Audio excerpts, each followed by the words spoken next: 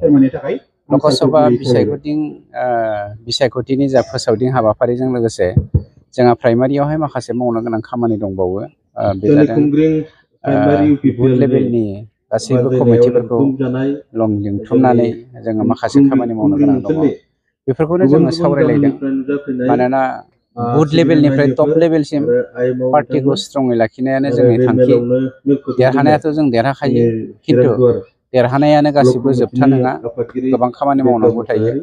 ओंखायनो बेफोरखौ लानानै दिनै सावरायनाय जादों। नोंथांमोननि हेंथा दोलोनि थासारिया दा माबायदियाव दङ? अलमस्ट लाथिख' जानो थांगासिनो दङ। बे MP इलेक्सन जोबनायनि उनाव नोंथांमोननि मेडियानि गेजेरजोंनो जोङो मिथिलांबाय थागोन, जोङो समाजनो खिन्थिगोन। जोङो थारैनो बर' हारिनि गेजेराव मा खालामनो नागिरदों मानबगोरा प्रमद बर' बिथांनि दैदेननायाव बेखौ फोरमान मोनलांगासिनो दं। जों बरायो आरो फैबावगोन, गोबां फैबावगोन, खाम्फायाव फैगासिनो दङ। सिगांहाय बबे पार्टियाव थानानै खामानि मावदोंमोन?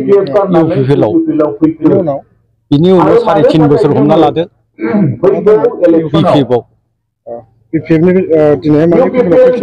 थारमाने BPF आव 3.5 बोसोर थानायाव बिसोरनि मावनांगौफोरखौ मोजां मोनि हिसाबै दानि सरकारा जिहेतु जोंनि हा हुफोरखौ एसे मावना होगोन होनना आसा खालामनानै जों बिसोरजों लोब्बा थादों।